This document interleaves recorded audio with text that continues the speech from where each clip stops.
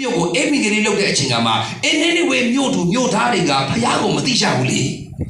ူတို့တာသနာပလူမျိုးတွေနေဝေမြို့သူမြို့သားတွေကဣတိလလူမျိုးတွေယူဒလူမျိုးတွေကိုအရန်ကိုနှိပ်စက်ခဲ့တဲ့မြို့သူမြို့သားတွေဖြစ်တယ်သူတို့ကောက်ပေးတဲ့ရိတ်သိမ်းတဲ့အချိန်ကာလကြာလို့ရှိရင်သူကဘိုးလာကြပြီးတော့သူကအဲ့လိုရတော့သူတို့ရဲ့စနေခါတော့ယူသွားတာအဲ့ဒီကိုယောနာကငယ်စဉ်ကတည်းကသူကအဲ့ဒါကိုနားချိခဲ့တာဒီနေ့လူမျိုးကလုံးဝကြည့်လို့မရဘူးအဲ့လိုဖြစ်နေတော့လည်းဘာဆိုတော့အဲ့ဒီလိုနေရာကိုသမင်္ဂါယောနာကိုလွတ်တာယောနာတော့တွားလိုက်တဲ့အချိန်ကမှယောနာတွားအဲ့ဒီမျိုးတော့နင်းနေဝေကအရှိဘက်မှာရှိတယ်တာရှိကအနောက်ဘက်မှာရှိတယ်ဖျားကြီးကအရှိသွားလို့ရှိရင်အနောက်ကိုဆုတ်ချင်တယ်တူတယ်ချင်းတိတ်ကဘယ်တော့အနောက်ကိုတွားခိုင်းတဲ့အရာတော့သူလားမတွားပဲနဲ့နောက်ဆုံးတော့အနောက်ကိုထွက်ပြေးသွားတယ်ထွက်ပြေးတော့ဟာတွားတယ်ဒီတာရှိတွားတယ်တင်မောလဲအစံတက်တယ်တခါလေးဆိုတော့တွားထွက်ပြေးချင်မှာဟာဘာမလုပ်တော့ဂုံးစင်းပါလဲဆိုမှသိလားဘယ်တာယာထဲမှာတူလားတာယာမှာတပ်ပိလိုက်တယ်ဝါစီးတယ်ဟာဘုရားကြီးထွက်ပြေးနေဘာမှမလုပ်ဘူးနော်အေးတခါလေးသူထင်ကောင်းထင်လေးတယ်စီးသွားတယ်ကဲတောက်ဆုံးကြကဲပင်တဲ့သမုတ်တရားအောက်ထဲမှာငါရဲ့ဝမ်းထဲကိုရောက်သွားတယ်နောက်ဆိုတော့ဘုရားရှင်ခိုင်းတဲ့အရာတော့ပြန်ရောက်လာတယ်ကဲဟုတ်ပြီနေနေမျိုးမှာသူကတည့်ရနဲ့သူကအိမ်မင်္ဂလိလေးလုပ်တယ်ပြီးပါလို့ဆိုတော့တောင်ပေါ်မှာရက်ပေါင်း40ပြည့်အောင်စောင့်နေတည်တယ်ရက်ပေါင်း40ကျော်ကကောင်းကြီးကမြီးမိုးနဲ့ပြည့်စည်မယ်တဲ့အဲ့ဒါကိုတွားဆောင်တယ်ကာတွန်းကားတို့ထဲမှာဒီလိုရှိတယ်သူကတက်ကော်လာအောင်စီးတယ်တဲ့စီးတော့အဲ့တောင်ပေါ်ရောက်တော့တက်ကော်လာကတိတ်ခိတ်ဆာစကားပြောတော့ဟဲ့ယောနာပြန်ရအောင်လေနှုံးကမပြန်ချင်မလေးဘူးတဲ့ဘာလို့မှလဲရက်ပေါင်း40ပြည့်လို့ရှိရင်ဘုရားမီးနဲ့ဒီမျိုးရွာကိုဖြစ်စီးမလို့ပြောတယ်ငါစောင့်နေအောင်မယ်တိတ်ကော်လာကဘာပြောလဲမင်းတော့အချစ်ပုတ်တဲ့တူတယ်ငါအပေါ်မှာငါမစီးခိုင်းချင်ဘူးလေငါပြန်မယ်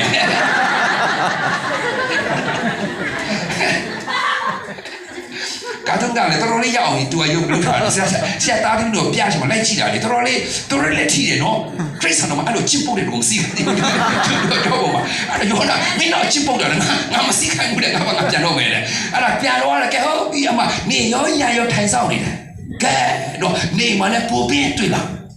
အဲ့ဒါနော်နေရှိမှတော့ချက်စပင်းကြီးလည်းပါတော့အရင်လေးရဒီမှာဟာပြောတယ်အဲ့ဒါညာအဲ့တော့နောက်တော့အဲ့ချက်စပင်းကပြက်စီတော့တေးသွားတော့ဟာယောနာတော့ထွက်တယ်ယောနာတော့ဘုရားမေးတယ်ယောနာအဲ့ဒီအပင်နင်းဆိုင်တာမဆိုင်ဘူးလေအဲ့တော့ကောင်းတော့ဘာကြောင့်ဖြစ်စီလိုက်တာလဲအေးအဲ့တော့မင်းဘုရားခင်ကလည်းအမြဲတမ်းတင်းမြင်နေရတဲ့အရာအားဖြင့်လေခံစားရပဲအမြဲတမ်းတာရကပြမှာတင်းစကောင်းကျွန်တော်ဘုရားစကားပြောတာအဲ့လိုပဲတဲ့မင်းမဆိုင်နေဟိုမှာတဲ့နေဝေမြို့မှာတဲ့လူပေါင်းအသက်ဝိညာဉ်တသိန်းရှိတယ်တဲ့ကဲအဲ့ဒီဝိညာဉ်တသိန်းကိုငါလည်းပြောတယ်ကဲကြည့်လိုက်အဲ့တော့ပဲကြည့်လိုက်တင်မုံတဲ့သူကိုဖယားမုံဘူးဒါကယောနာဝတ္ထုရဲ့တင်ခန်းစာပဲယောနာဝတ္ထုတင်ခန်းစာတိုင်းပြည်နေငါတို့ကကိုယ့်အမျိုးကိုပဲအိမ်ဝင်ကြီးလုပ်တဲ့ရပါလေချင်းနဲ့မနေနဲ့ဆရာချစ်တဲ့လူပဲကျွန်တော်ကတော့ဒီလူမျိုးတွေကလည်းနောက်ထပ်နေပဲတခုကတော့ထဲထွေးပါပါလေအဲ့တော့အိမ်ဝင်ကြီးလုပ်ရမယ်ထုံးပေါက်ရမယ်အရာအားလုံးကမြင်ရအရာကနေအောက်ကိုစစ်စစ်တယ်စစ်စစ်နဲ့ဆိုတာအောက်ကနေအပေါ်မတက်လာဘူးတင်ကရင်းနေကရှင်ပြည်နေဆိုတော့ရင်းနေမြန်မာနိုင်ငံကြီးကထိုက်ဖြားပဲမှနေနေတာလေအထက်ရကနေစီးစင်းရအောင်ဒီမစီးစင်းဘူးဆိုရင်အောက်ကနေလည်းပြောင်းပြန်တော့ပြစီးစင်းလာလိမ့်မယ်ကြောင့်ရင်းဘုရားရှင်တင်ကိုအဲ့ဒီအခွင့်အရေးကိုပေးထားတာအဲ့ဒါတင်ရခံချင်းဖြစ်တယ်အဲ့ဒါခံချင်းဒါကြောင့်ရင်းဘုရားရဲ့စစ်မှန်တဲ့မေတ္တာမရှင်နဲ့တွေ့လားတင်ကောင်းနေကြလို့မဆိုးပါဆိုတဲ့ဆောင်းပုံနဲ့အိမ်ကလေးလုံးနဲ့တပုံကြီးပဲတင်မကောင်းလဲငါကောင်းတယ်တင်မချစ်လဲငါချစ်တယ်တင်ခွင့်မလို့လဲငါခွင့်လဲအဲ့ဒါကတန်ရှင်တော်ဝိညာဉ်ရဲ့ DNA အစစ်ပဲအာမင်လောကရဲ့ဆံဖို့ကဒီချပိုက်ကငါတို့ကိုခံထားတဲ့ချပိုက်ဖြစ်တယ်ကဲဟုတ်ပြီအဲ့ဒီနဲ့ charity road အကိုစင်ကြည့်ရအောင်ဒါလေးဖတ်ကြည့်ရအောင်ဘုရားရှင်ရဲ့ဝိသိက်ခြင်းဒီချီနောင်ခြင်းဆွဲလန်းခြင်းများမှာတင့်ကိုလွတ်မြောက်စေသည်အာမင်ဘာကြောင့်ဝိသိက်ခြင်းကလို့တယ်လဲဆိုတော့ထိုဝိသိက်ခြင်းကကျွန်တော်တို့ချီနောင်ခြင်းချုံလုံးခြင်းအားလုံးကလည်းလွတ်မြောက်စေတယ် God's anointing free you from bondage ကျွန်တော်ရဲ့ချီနောင်ခြင်းအရာအားလုံးကတချို့လူတွေကကျွန်တော်တို့ကတော့အမှုတော်ဆောင်ရင်တဲ့ကိုယ်တိုင်ချီနောင်ခြင်းချုံလုံးခြင်းခံရမှလည်းမသိဘူးသူများတွေကလွတ်ချင်းချမ်းသာသွားပြောနေတယ်ကိုယ်ကလည်းချီနောင်ချင်းချွန်တော်ချင်းလာပါတဲ့နော်တင်ချိုင်းကုန်းထဲမှာလာပါတဲ့နောင်အိမ်ထဲမှာနေပြီးမှကျွန်တော်တို့အမှုလို့ဆောင်နေတဲ့တပုံကြီးရှိတယ်နော်မိသားစုများယင်းနားတယ်ပါတင်ကိုယ်တိုင်လွတ်မတန်ရင်သိရဲ့အိမ်ကြီးတွေတရားကတကိုးနဲ့ပြည်စုံတာဒီမှာဘုရားခင်ရဲ့နိုင်ငံတော်ကစကားထဲမှာတည်တာမဟုတ်တကိုးနဲ့တည်တာတကိုးဆိုရကဆောနာပြောရက anointing စီးလာခြင်း authority ကရှိလာတယ် authority ရှိလို့ရှိရင် power ability ဆိုတာထလာတယ်ခရီးအနေနဲ့ကျွန်တော်အမှုတော်ဆောင်ရအောင်ကဲဟုတ်ပြီကျမ်းပိုက်တစ်ခုလေးဖတ်ကြည့်ရအောင်ဣသရေလအနာဂတိကျမ်းခန်းကြီး30ခန်းငယ်29ထိုကာလ၌သူ၏ဝုံကိုတီးဘုံကိုလည်းကောင်းသူ၏ဘုံကိုတီးလေပြီးဘောကလည်းကောင်းချရ၏သူဝချင်းကျေးဇူးကြောင့်သူပျက်စီးရ၏အာမင် မြန်မာစကားမှာတော့စွာချင်းကျေးဇူးကြောင့်ဆိုတဲ့စကားလုံးကိုင်တာဒါဆရာကတော့ NKJV ဆိုတဲ့ New King James Version တကနေကျွန်တော်တို့ထုတ်ထားတယ် The yoke will be destroyed because of the anointing oil ဖျားရဲ့တိတ်ချင်းစီကဘာဖြစ်လဲဝန်ကိုချိုးဖြစ်စေယေရှုနာမနဲ့ဝန်ချိုးဖြစ်ပြီးမချိုးဝဆရာဘာလို့လဲစီလိုနေမိသားဆရာဒီအချက်မှကရှင်းတယ်နော် The yoke will be destroyed because of the anointing oil ဘိတ်တိတ်စီကတင်ထားနေတဲ့ဝန်နဲ့အလုံးချိုးဖြစ်စေတာယေရှုကပြောတယ်ငါစီကိုလာပါငါချမ်းသာပေးမယ်ငါဝန်ငါပေါ်တယ်ဆရာတို့ကတော့ပလိုင်းနေနဲ့လာတယ်ပြီးရင်အဲ့ဒီပလိုင်းကိုပြန်ထားပြီးမှပြန်သွားတယ်သူ့ကိုအလိုက် surrender လုပ်လိုက် exchange လုပ်လိုက်ရတာအဲ့မှာတည်းကလွတ်ချင်းဆိုတာဘုရားရဲ့စီကနေလွတ်ချင်းဆိုတာ anointing oil ဆရာရဲ့မိသားစုဝန်တွေရဲ့ဘာရဲ့ညာရဲ့အဲ့ဒီအတန်တွေကမြဲကြီးနေတယ်အတန်တွေကအမြည်နေတယ်အဲ့ဒီအတန်မှန်များအားလုံးကိုသိစေတဲ့အရာကစီအဲ့ဒီစီကအဲ့ဒီဝန်တွေအားလုံးကိုချိုးဖြစ်စေတယ်ဒီအရာကိုယေရှုခရစ်တော်ဘုရားကိုယ်တိုင်ကဘလို့ဥဆောင်ခဲ့တယ်လေကိုကြမ်းမိုက်ထိုးတယ်ညာထိုးပြပါဦးဖတ်ကြည့်အောင်တမန်တော်သူတမန်တော်ဝတ္ထုခန်းကြီး30ခန်းငယ်38ထိုအကြောင်းအရာဟုမူကားဘုရားသခင်သည်သားတော်ယေရှုဘုရားကဤလောကမှာအမှုတော်ဆောင်တဲ့ချိန်မှာဘလို့နဲ့ဆောင်ခဲ့တယ်ဆိုတော့နာဇရက်မြို့သားနော်ယေရှုကိုတဲ့ဗိတ်ပေးတယ်ဘာနဲ့ပေးတယ်ဆိုတော့တန်ရှင်တော်ဝိညာဉ်တော်နဲ့၎င်းတကိုးနဲ့၎င်းယနေ့တန်ရှင်တော်ဝိညာဉ်တော်ရတော့ရတယ်တကိုးမရှိဘူးဖြစ်တယ်တကိုးကယနေ့အပွိုင်းနဲ့လာတာဖြစ်တယ်ယုံကြည်သူသားသမီးတိုင်းကိုဝိညာဉ်တော်နဲ့တစိတ်ခတ်ထားတယ်တစိတ်ခတ်ထားတိုင်းကတကိုးမရှိသေးဘူးလေဆံရရတာဘုရားနဲ့ယဉ်သိရတယ်ဘုရားနဲ့ကြွားဝင်ရတယ်ဘုရားမျက်မှောက်တော်ထဲမှာဒူးချဖို့ပါပြတ်ဖို့ပါသူနဲ့အချိတ်ဆက်လို့ပါဒီအမှုတော်ဆောင်ခြင်းတဲ့အမှုဘုရားရှင်နဲ့ယဉ်ဤကြွားဝင်ခြင်းကတာ၍အရေးကြီးတယ်မိသားစုများဒါကိုလုံးဝမမေ့ပါနဲ့တင်လုတ်ခဲ့တဲ့အရာကိုဘုရားရှင်ကကြည်တာမဟုတ်ဘူးတင်ကဘာနဲ့တွားလာခဲ့တယ်လေကိုဘုရားရှင်ကကြည်နေတာဖြစ်တယ်မိသားစုများယေရှုခရစ်တော်ဘုရားသားတော်ပေါ်မှာတန်ရှင်တော်ဝိညာဉ်တော်နဲ့၎င်းတကိုးနဲ့၎င်းတဲ့ဘုဒ္ဓပေါ်မှာလည်းနာဇရက်မြို့သားပေါ်မှာဗိတ်တိတ်ပေးဖြစ်နေအဲ့ဒီဗိတ်တိတ်ရှင်နဲ့ဘာလို့ဆိုတော့ထိုးထူရီတဲ့ဖျားခင်ရဲ့အခွင့်တော်နဲ့ဂျေဇုပြည့်တဲ့မာနညင်းဆိုတော့သူအပေါင်းတို့ကချမ်းသာကိုပေးလေလေယနေ့ဝိညာဉ်တော်ဖြစ်တကိုး anointing လာတဲ့ချိန်မှာတင်တီးရောက်ထဲလွတ်တာမဟုတ်ဘဲနဲ့တင်အားဖြင့်လူတွေအားလုံးကလွတ်ချင်းချမ်းသာရမှာတင်ကိုယ်တိုင်လွတ်နေလို့ရှိရင်လွတ်ချင်းချမ်းသာကတင်အားဖြင့်လူတွေပေါ်မှာလွတ်ချင်းချမ်းသာကိုစီစီစေရှင်တာဒါကဘုရားရဲ့အလေးလာဖြစ်တယ်အာမင်ကဲဒီညထက်ကကျွန်တော်တို့ဘုရားရဲ့အမှုတော်နဲ့လာတဲ့အရာကဒီ၅ချက်ရှိတယ်ဒီ၅ချက်လေးကိုကြည့်ရအောင် calling ဆိုတာဘာလဲတုံ့ပြန်ရတယ်လဲဖတ်ကြည့်ရအောင်အပေါ်ကနေခေါ်ယူတော်မူခြင်းအတွက်တုံ့ပြန်ခြင်းအင်္ဂလိပ်လိုဆိုတာ answer for God's calling ဘုရားခေါ်တဲ့အရာကိုထူးပါဒါပဲခေါ်ရင်ဘာလို့ရမလဲထူးပါအဲ့ဒါကငါတို့စီကတုံ့ပြန်တဲ့အရာဘယ်သူကခေါ်တာလဲဘုရားခေါ်တယ်ဘုရားခေါ်ရင်ဘာလို့ရမလဲဟေရှာဘလို့လဲကျွန်တော်ဒီမှာရှိတယ်တမ်းမရှိတယ်နော်အတူဖတ်ကြည့်အောင်လေ the facts ဘုရားသခင်ဒီအားလုံးကိုခေါ်တော်မူတော်လဲနားထောင်ပြီးအပြေပေးသူသာလမ်းကြောင်းပေါ်သို့ရောက်ရှိသည်ရှမွေလကအကျွန်ုပ်အစေခံပါသည်မိန့်တော်မူပါဟုပြန်လည်ထူးခဲ့ခြင်းဟေရှာယကအကျွန်ုပ်ရှိပါသည်အကျွန်ုပ်ကိုစေလွတ်တော်မူပါဟုလျှောက်ခဲ့ခြင်းခေါ်တော်မူခြင်းသည်အလုံးအကိုင်မဟုတ်ပေဝိညာဉ်ရေးရာတာဝန်ဖြစ်သည်၎င်းသည်နားထောင်ခြင်းမှစတင်သည်ကျွန်တော်တို့နော်ခေါ်တဲ့အရာမှာမိသားစုများတိုင်ပတ်ပတ်နဲ့ခေါ်တာပဲခေါ်ရင်ဘာလို့ရမလဲထူးရမှာဒါပဲကျွန်တော်ဒီမှာရှိတယ်သူထူးခဲ့တယ်ဟေရှာယထူးခဲ့တယ်ကရှမူလာထူးခဲ့တယ်အဲ့တော့ဒီချက်ချက်ဆရာတင်တဲ့ကတော့အလုံးချက်စားမှာသူ facts တွေအလုံးရှိတယ်သူရဲ့ evidence တွေအလုံးရှိတယ်ချက်စားတယ်မှာဒါဆရာတို့ကတော့တခါလေတော့အထင်နဲ့ကျွန်တော်ကတော့ဟာခေါ်လားမသိဘူးမခေါ်လားမသိဘူးကျော်ဆရာဒီ subject ကလေချက်စားကြောင့်မှတင်တဲ့ subject တွေဒါအခုဒီမှာကျွန်တော်နည်းနည်းချုပ်ထားတာပေါ့နော်ချက်စားကြောင့်တင် subject တွေဆရာတို့ကတော့အမှုတော်ဆောင်နောက်ဆုံး final မှာအမှုဆောင် leadership ကိုတော်တဲ့ချိန်မှာတော့ the leading by the anointed ဆိုတာရပါတော့ဗိသိရှင်နဲ့ကျွန်တော်အမှုတော်ဆောင်တယ်ဦးဆောင်တယ်ဆိုရတော့နောက်ဆုံးမှာကျွန်တော် final မှာတင်တဲ့ subject တွေပေါ့ဒီနေ့ကျွန်တော် final ဆိုတော့လေဒီကလူတွေအားလုံးကကောင်းဆောင်တယ်လျှံကိုမျက်လုံးကိုကြည့်လို့ရှိရင်အဲ့ဒါတောက်ပနေတော့လေလုံးဝအခုပဲတော့ပြန်တော့မဲ့အတိုင်းပဲအခုလည်းလုံးဝထိုးပေါက်တော့မဲ့အတိုင်းဆိုတော့လေဒါလုံးဝလိုအပ်တယ်နော်အာမင်ကဲရှင်နော်ရှမွေလာကလည်းသူ့ရဲ့ Bible evidence ပါလေသူရတယ်ရှမွေလာကအကျွန်ုပ်အစေခံပါကျွန်တော်အစွန်းနော်အစေခံပါမယ်နော်ပြောတာမိန်တော်မူပါနော်ကျွန်တော်ကိုတော့ကျွန်ရှိပါလေပြန်နေထူခဲ့တယ်ဟေရှာလည်းအကျွန်ုပ်ဒီမှာရှိတယ်အကျွန်ုပ်ကိုစေလို့ပါဖခင်ခင်ရသူတွေငါတို့အတွက်တဲ့ငါအတွက်တဲ့ဘသူငါစေလို့ရမလဲဖခင်ကလိုက်ရှာတယ်ဖခင်ခေါ်နေတယ်ဟေရှာဘယ်လိုထူခဲ့လဲ Send me Lord here I am ကျွန်တော်စေလို့ပါတဲ့ကျွန်တော်ဒီမှာရှိတယ်အခုဆရာခေါ်လဲဆရာအဲ့ဒီမင်းဆရာကျွေးခေါ်ခြင်းမဟုတ်ဆရာကိုလည်းခေါ်နေပြီလေအဲ့ဒါလားတဲ့ခေါ်ခြင်းမဟုတ်အဲ့ဒါငါခေါ်ခြင်းမဟုတ်တိုင်ပတ်နေရမိသားစုများဒီတင်ခန်းစာကတင့်တွက်ချင်လိမ့်မယ် တင်အခုဒီနေ့ခေါ်ချင်းကိုတင်တိုင်ပိုက်နေတယ်ဆိုလို့ရှိရင်အကယ်တင်အနားမှာရှိတဲ့တိုင်ပိုက်လို့ရှိတဲ့ဒီခေါ်ချင်းတဲ့တင်ပေးပါဒါရင်းနဲ့ဘုရားရဲ့ DNA သူ့ရဲ့နိယာမတွေဖြစ်တဲ့ဒီအရာတွေကကဲဟုတ်ပြီအဲ့ဒီအရာဘာလဲခေါ်ချင်းဆိုတဲ့က leadership inside calling ကဘာလဲဆိုတဲ့ကအလုတ်အကိုင်မဟုတ်ဘဲဝိညာဉ်ရတာဝန်ဖြစ်တယ်ဒီကောင်းနေနားထောင်ခြင်းကနေ listening ကနေစတာဖြစ်တယ် calling ကဘာနေလဲနားထောင်ခြင်းကနေစတာ calling ကအမှုတော်ဆောင်တဲ့မရောက်သေးဘူးဒီတော့စစ်တိုက်မယ်အားလုံးရောက်လာကြတယ်အားလုံးကိုတွားခိုင်းလားစန္ဒရှိလားကြောက်သလားအဲ့တော့ဒီစစ်တယ်ပြီးလို့ရှိရင်တွားရစ်တောက်ခိုင်းကြည့်သူတို့ရဲ့အဲ့ဒါက character ကိုကြည့်တာအဲ့ဒါ attitude ကိုကြည့်တာသူတို့ကစစ်တိုက်ရေးတယ်ဆိုတော့သူစမပါရှိလဲ lion mentality တို့ရှိတယ်ဒါပေမဲ့တကယ်ဘုရားရဲ့အမှုတော်မှာ lion mentality နဲ့အလုံးမရအောင်ဘာလို့လဲတိုးတကယ်လို့နင်းချတဲ့အစေခံတဲ့နာခံတဲ့အရာရှိလားဆိုတော့စမ်းတတ်တာတော်တော်တောက်ချင်တော့မှာဗောတော့ကြိုက်လို့ရှောက်တောက်တဲ့အရာကြည်စားအစာပေါင်းမြောက်များစွာ1000ကနေ300ပဲကျန်နေရ 1% တော့မရှိတဲ့အရာနော်အဲ့ဒီရကြည့်တော့ဒီအရာတော့ဒီအရာပဲပြကြည့်တဲ့ချိန်မှာတော့ဘုရားခင်ခေါ်တဲ့အရာဒီခေါ်လို့ရှိရင်ငါးချက်ရှိတယ်တွေ့လိုက်နောက်တစ်ခုနေ့ကိုပြန်ပြရအောင်ဖတ်ကြည့်အောင်ရွေးချယ်တော်မူချက်အတွက်ယုံကြည်စိတ်ချနော်ဒီမှာ believe for God's chosen ရွေးကောက်ခြင်းကဘာလို့ရလဲဘာနဲ့တုံ့ပြန်ရလဲယုံကြည်ခြင်းနဲ့တုံ့ပြန်ရတယ်ငါကရွေးကောက်ခြင်းခံရတဲ့တူဆိုတာယုံကောက်ခြင်းကိုယုံကြည်ခြင်းနဲ့တုံ့ပြန်ရတာယုံကြည်ပါ calling ကြတော့2ပါဘုရားရှင်တင်ကိုရွေးကောက်တဲ့အရာမှာတော့ယုံကြည်ပါဆက်ဖတ်ကြည့်အောင်များတော့လေရွေးချယ်ခြင်းခံရသူနေပါသည်ထိုရွေးချယ်ခြင်းကိုမိမိဝိညာဉ်ရေးရာလက္ခဏာအဖြစ်ယုံကြည်လက်ခံရန်လိုအပ်သည်ခေါ်တော်မူသောသူအများရှိတော်လဲရွေးချယ်တော်သူနေကြ၏မိမိကိုယ်ကိုဘုရားခင်ရွေးချယ်ထားတော်သူဖြစ်ကြောင်းအပြည့်အဝမယုံကြည်ပါကလောကီဝေဖန်မှုများနှင့်တိုက်ခိုက်မှုများကြားတွင်ကောင်းဆောင်မှုတက်တမ်းမရှိနိုင်ပါ Yeah တန်းနိုင်နော်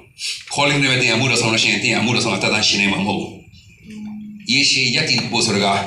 ဆရာတော်ဒါဆရာရဲ့တွားတဲ့ lifestyle ပဲလားဆရာတော်ကဖျားခင်နဲ့တွားတဲ့ယဉ်နေတဲ့နေရာတွေတိဆောက်ထားရပဲဒီအရာတွေကဘယ်နေရာထက်ကဘယ်နေရာတိဆောက်တဲ့တင်ခန်းစာမို့ဒီအစကောနိုင်ကနေစစ်စစ်ခဲ့တဲ့အရာတင်ကဆရာ lifestyle ကစစ်စစ်တင်ခန်းစာပဲအဲ့တော့ဒီအရာချစ်မှာခေါ်တော်မူခြင်းဆိုတဲ့ကများတော့ကရွေးချယ်တဲ့နည်းနဲ့အများခေါ်တော်လည်းပဲနည်းကြတာရွေးချယ်ခံရတယ်ကဲရှိတော့သူရဲ့ကျမ်းစာထဲမှာလာတဲ့ကမတ်တဲ့24ရဲ့16ချိန်မှာခေါ်တော်မူတဲ့အများရှိတော့လည်းရွေးချယ်သူကနေကြတယ် leadership ရဲ့ insight ကြောင့်လို့တွေ့ရဆိုတော့မိမိကိုယ်ကိုဖျားခင်ရွေးချယ်ထားတော့သူ chosen one ဖြစ်တယ်ဖြစ်ကြောင်းအပြည့်အဝယုံကြည်ပါကလောကီဝေဖန်မှုများနဲ့တိုက်ခိုက်မှုများကြားတွင်ကောင်းဆောင်မှုတက်တမ်းမရှိနိုင်ပါအဲ့ဒါကိုနိုင်မခံလို့ရှိရင်အဲ့ဒါကိုလက်ခံထားရတာဖျားခင်ကငါ့ကိုရွေးကောက်ထားတယ်ဆိုတော့ပြောလေငါတို့က main season ရှိတော်မျိုးပိုင်ထိုက်တဲ့မျိုးဒါရွေးကောက်ထားပြီလားရွေးကောက်ထားပြီဆိုလို့ရှိရင်အဲ့ဒီရွေးကောက်ခြင်းအပေါ်မှာငါတို့ကယုံကြည်ခြင်းနဲ့ခြင်းလန်းလန်းပါကဲနောက်နံပါတ်3တော့ကြည့်အောင်ခံအပ်တော်မူချက်အတွက်ဝန်ခံလက်ခံခြင်းဟုတ်ပြီစမရဖတ်ရတော့ရရွေးချယ်ခံရပြီးနောက်ဘုရားခင်ကအချိန်နဲ့နေရာအလိုက်ခံအပ်တော်အခါမိမိစိတ်ဆန္ဒချက်ဘုရားခင်ရဲ့အချိန်စရာကိုဝန်ခံလက်ခံရန်လိုအပ်သည်ဒါဝိဒ်ဒီဘုရားအဖြစ်ဗိတိတ်ခံရတော်လဲရှောလုမြင်းလက်အောက်တွင်စောင့်ဆိုင်ကဘုရားခင်ရဲ့အချိန်ကိုစိတ်ရှည်စွာလက်ခံခဲ့သည်ဆက်ပါမယ်အပွားမင်းကြီးအခွင့်ထူးခံခြင်းမဟုတ်ပဲတာဝန်ယူခြင်းဖြစ်သည်၎င်းဒီစတတ်ခြင်းလုပ်ငန်းစဉ်ကိုဖျက်ဆီးပြီးမှရရှိသည်အာမင်တာရေးကြီးတယ်ခံခြင်းတော့ဘာနဲ့တုံ့ပြန်ရတာလဲလက်ခံခြင်း accept for God's appoint ဘုရားကတင်ကိုခံတယ်ဆိုလို့ရှိရင်ဘာလို့ရမလဲလက်ခံလိုက်ပါခေါ်ရင်ကထူပါဟုတ်တယ်နော်ရွေးတဲ့အရာကိုတော့ယုံကြည်ပါရွေးကောက်တဲ့အရာကိုခံတဲ့အရာကိုတော့လက်ခံပါတင်လက်ခံတွေ့ကြတော့နောက်ထပ်ဒီအပေါ်မှာစစ်စစ်လို့မရသေးဘူးပြီးသားဆိုရအဲ့တော့ခံအတော်မူခြင်းအရာနဲ့လက်ခံတဲ့အရာနော်ခံခြင်းကိုလက်ခံရတယ်ရွေးချယ်ခံရပြီးနောက်ဘုရားခင်ကအချိန်ဤနေရာစစ်စစ်နဲ့ position align ခံတယ်ကျတော့အဲ့တော့အပွားရင်လို့ဆိုတာမိမိရဲ့စိတ်ဆန္ဒဘုရားခင်ရဲ့အချိန်စရာကိုဝန်ခံလက်ခံရလို့ရတယ်။ तू ကအိုးထိန်နေတနေ့ကျွန်တော်အိုးမြေနေ तू ထားတဲ့နေရာလူမန်နေရာမှာဆိုတဲ့အရာကအဲ့အပွားကိုပြောတာ။ဘုရားခင်ကအဲ့ဒီအပွားအပေါ်မှာ तू ကအနွိုင်းနဲ့အလိုလိုတဲ့ဘုရားခင်ဖြစ်တယ်။အိန္ဒိယကိုမသိတဲ့ချိန်မှာဆရာအတဲ့တော်တွေမှာကြားတဲ့ချိန်မှာဟာဆရာကမှလာတိုင်းပြနေဆရာဒီမီဆရာတွေဆရာကျွန်တော်ဘုရားကဘလို့ calling ဆရာ calling ဆိုဆရာနားမှာကန်ဖြစ်တယ်။အော်သူလည်းပြောပြရအောင်မယ်ပေါ့ များဖြစ်ကတိုင်နေတဲ့ချိန်မှာလည်း calling နဲ့ပဲလာပြောနေတော့ဆရာတော်သူလည်းမသိသေးဘူး calling ဒီရတိသွားတဲ့ချိန်မှာတော့မှာအော်ဟာဆရာအခုမှနားလေအော်ငါ calling နဲ့မဟုတ်ငါ appoint နဲ့သွားနေတာပဲ appoint ဆိုတဲ့က calling ကဖြစ်လေအစင်ပြင်းခေါ်တယ်အစင်ပြင်းမခေါ်လို့ထင်တာဆရာဒီရလည်းငါအရင်က calling နဲ့စခဲ့တာအခုကအစင်ပြင်းတရားတကယ်ခေါ်တန်ကိုဟုတ်လားလို့ငါတန်တရားဖြစ်လာတယ်အဲ့လိုမို့တော့ဆောင်နေများတယ်မိသားစုများသူရဲ့ step လေးကို process လေးကိုနည်းနည်းနားကြအောင်ကဲဝီနဲ့ဆက်ဆက်ကြည့်တဲ့အချိန်ကမှာဆိုတော့ဒါဝိဒ်ဒီဘယင်အဖြစ်ပိတ်သိခံရတော့လေရှောလိုမင်းလက်အောက်တွင်စောင့်ဆိုင်ကဘုရားခင်ဘာလို့စောင့်ရလဲဆိုတော့ appoint ဆိုတာမွေးနော်ချိန်ကိုတဲ့တော့စိတ်ရှည်စွာလက်ခံခဲ့တဲ့ leadership inside တော့ appointment ဒီအခွင့်အရေးခံခြင်းမဟုတ်ပဲတဲ့တာဝန်ယူခြင်းဖြစ်တယ်ငါခွင့်ထူးခံပဲနော်အဲ့ဒီတခြင်းကတော့ရှိတယ်ဒါပေမဲ့အဲ့ဒီရှင်ပြောတာမို့အဲ့ဒီခွင့်ထူးခံဆိုတဲ့တယောက်ထင်းနဲ့တွားတယ်မို့တာဝန်ယူတတ်ဖို့ရည်ရှိတယ်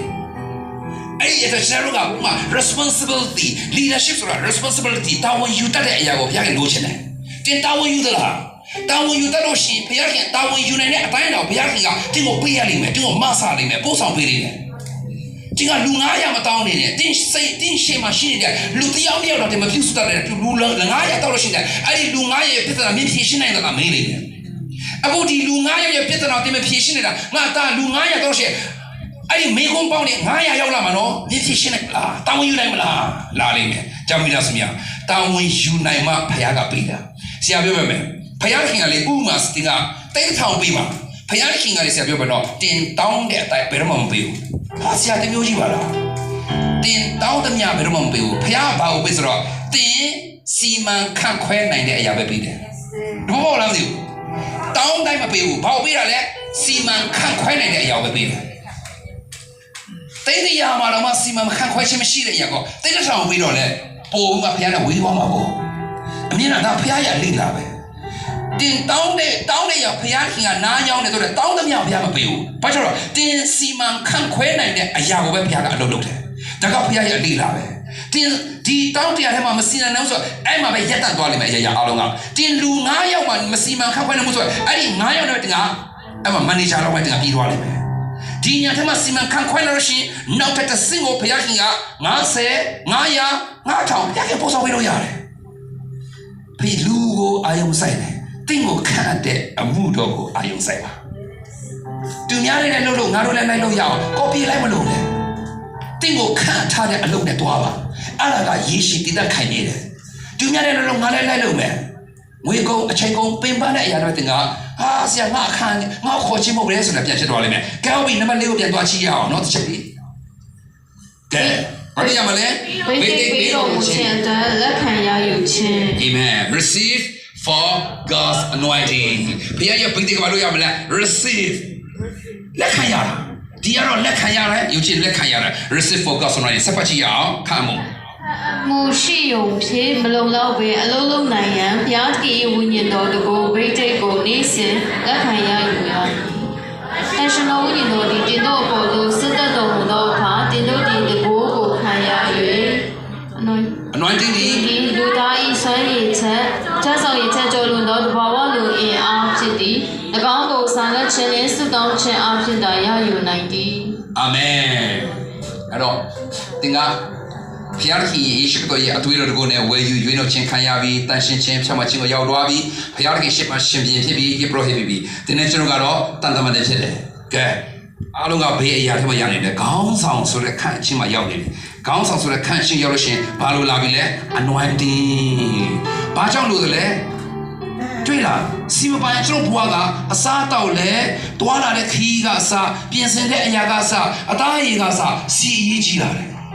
ဒီရတဲ့အမှုတော်ဆောင်ခြင်းမှာအရေးကြီးတယ်ဘာလဲဆိုတော့စီအခုတင်ငွေရေးကြေးရေးအခက်ဆက်ဆံရေးပြုစုရေးအရာမှာတင်ကအတန်မြင်နေပြီလားအတန်မြင်စီလိုတယ်နော်တင်နာမလေးချာဆိုတော့နော်ဆရာချန်နေဆရာတော့ကြိုင်းနာမလေးအတန်ရလာပြီငါသားငါသမီးမစီရန်လိုလာပြီနော်စီတိုင်ကြီးထဲမှာခုံချရတော့တယ်နော်နော်အတန်မြင်ရလားယနေ့တင်အခုဆိုတော့လားဝิญဉ်လိုဖြစ်တော့ရှင်တင်အတုံးလုံးတွေအောက်ကဝิญဉ်စကားဖြစ်လာလိမ့်မယ်လာကြီးလို့ရှင်းအများကြီးခရိယာတွေကလည်းဟုတ်တယ်နော်ငါလည်းအစမပြေဘူးတိလားမိသားစုများတင်းရဲ့ response ကရှင်းတယ်လို့တော့ပါတ ဒီကတင်နာပါတော့လားချက်လေးတွေခိုလေးတွေကြီးကန်းနေလို့ရှိရင်ကြီးကန်းစကားကိုကြီးကန်းစကားနဲ့ပြန်မသုံးပြန်နဲ့ချွေလေးရုံသုံးပြန်ပါမစိုးရင်လည်းတကယ်ရှင်ဘာဆိုရင်ဆရာလို့လဲမင်းညာစီအရာတမ်းကြီးလာပြီနော်အရာကြီးလာပြီနော်စီလိုလာတယ်နော်တင်ကအဲ့လိုပြောနေလို့ဖြစ်ရမယ်အာမင်သူများလာရင်ရှင်ဟောတယ်ငါလည်းအစမပြေဘူးငါလည်းအစမပြေဘူးဟောငါလည်းအစမပြေဘူးခါတော့ပတ်စံမချရှင်လို့လည်းငါလည်းအစမပြေဘူးဒီမိသားစုရနော်ယနေ့နော်ရဖျားမှုတော့ရှိတယ်တော့မျိုးချိမေဖို့မရှိဘူးနော်ယနေ့ကျွန်တော်ရတတ်တာလည်းမှာယနေ့ဖျားရဲ့ညီးတွားခြင်းအရာတွေအားလုံးကိုလေအသားမကျသွားတယ်တင်ကလေအင်တာကဖွင့်နေခီးကျဲပြီးတဲ့အရာတွေတဲ့အတွက်အသားကျတယ်ဆိုရှင်အဲ့ဒါတင်ကတစ်မျိုးဖြစ်နေပြီဆရာတင်ကပြောလာလို့လေအိမ်မှာလေတကားဖွင့်တစ်ခုဖြစ်နေအော်ညရကောင်မကြောက်ထွက်လိုက်အော်အသားမြည်လိုက်ကြားလို့မနေမှာဆရာမအိတ်တဘူးနော်အတန်မြင်အောင်လုပ်ပါအဲ့ဒီတကားလိုက်ဖွင့်တဲ့အတန်လိုက်မြင်အောင်လုပ်တဲ့လူကိုဆရာစိတ်မဆိုးဘူးအဲ့ဒီအတန်မြင်တဲ့အဲ့ဒီတကားကိုပဲအတန်တိတ်အောင်လုပ်လိုက်မယ်အဲ့ဒီတော့ရမှာပဲဒါကကျွန်တော်ရဲ့ခေါင်းဆောင်တွေရဲ့တွာလာတယ်ရပဲဘယ်ရကအတန်မြင်လဲမင်းတကားဖွင့်လို့အတန်မြင်နေမို့လဲအဲ့ဒီတကားကဘဒူးဖွင့်မြင်တယ်ဆိုလို့ရှိရင်အဲ့ဒီတကားပြက်တာဖြစ်နေတာအဲ့ဒါကိုတိတ်အောင်ရင်လုပ်ရမှာဒါမိသားစုများယနေ့ကတော့စီကိုစစ်စစ်နေရအတန်မြင်နေတဲ့အရာအောင်မလို့လဲသခင်ရှုဘုရားကဗိတ်တိချင်းလာတဲ့ချိန်မှာညီးတွားတဲ့အရာတွေရှင်းအောင်လုပ်ပြီးအားလုံးကိုလွတ်ချင်ပြီးတာဘာနဲ့လဲဗိတ်တိချင်းကပြီးနေတာအာမင်အာမင်ကဲနောက်ဆုံးချက်ငါခုပြန်တွားချီရအောင်တင်းနေတော့အခွင့်အာဏာအတွက်စီစဉ်စေခြင်းလွတ်ထုတ်ခြင်းကတော့အခုအာဏာဒီသိစေထားရမဟုတ်ပဲလောကအမောင်စုကိုဖြိုခွဲရန်နဲ့လူအများကိုကယ်တင်ရန်အတွက်လွတ်ထုတ်ရန်ဖြစ်သည်ယေရှုကတပည့်တော်များအားနတ်ဆိုးများကိုနှင်ထုတ်ပိုင်သောအခွင့်အာဏာ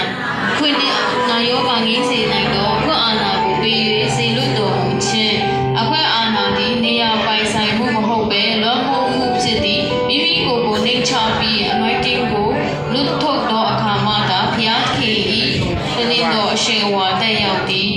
အာမင်အခုတော့အခွင့်အာဏာအတွက်စီစဉ်စေခြင်းတဲ့လို့ဆိုတော့ release receive မရှိဘဲနဲ့ release သွားလို့မရဘူးလေတင်ကတကိုးကိုမယူဘဲနဲ့တကိုးထုတ်လို့မရဘူးလေမိသားစုများ receive the power release authority ဒီတော့ဆရာခါလေးကျတော့လေဖခင်ရဲ့ဘုံဆိုတဲ့ကသူနဲ့ဆိုင်တာတကိုးကြတော့ငါတို့နဲ့ဆိုင်တာနော်ဘုံကသူနဲ့ဆိုင်တာလေဖခင်နဲ့ဆိုင်တာတကိုးကြတော့ငါတို့နဲ့ဆိုင်တာတင်းကလည်းဖခင်ဘုံနဲ့လှပါတယ်လို့တခါလေဆရာတော်ကပြောတတ်တယ်ဆရာတခါလေပြောတယ်ငါလည်းဖခင်ဘုံနဲ့လှပနေတာပဲဆရာကမင်းဖခင်ဘုံပေးဘူးလို့လားလို့ဆရာမေးတတ်တယ်မင်းဖခင်ဘုံနဲ့လှပဆိုမင်းဖခင်ဘုံပေးဘူးလို့လားဆရာမေးတယ်အဲ့ဒါတင်းကလည်းတခါကျတော့လေအဲ့ဒါလည်းအသားကျရရှိတတ်တယ်ပေါ့ဖခင်ဘုံပေးဖို့ကဘာလို့လဲဆိုတော့ဖခင်ရဲ့တကိုးလို့တယ်ဘာလို့တယ်လဲတကိုးမရှိနဲ့ဘုံပေးလို့မရဘူးဟုတ်လား receive the power release the glory glory ကသူနဲ့ဆိုင်တဲ့အရာ power ကကျွန်တော်တို့နဲ့ဆိုင်တဲ့အရာဖခင်ကိုဝိညာဉ်တော်ရဲ့ကိုမရှိရင်ဖခင်ဘုံထင်ရှားဖို့တင်းနှုတ်ဖျားထဲမှာပဲရှိနေလိမ့်မယ်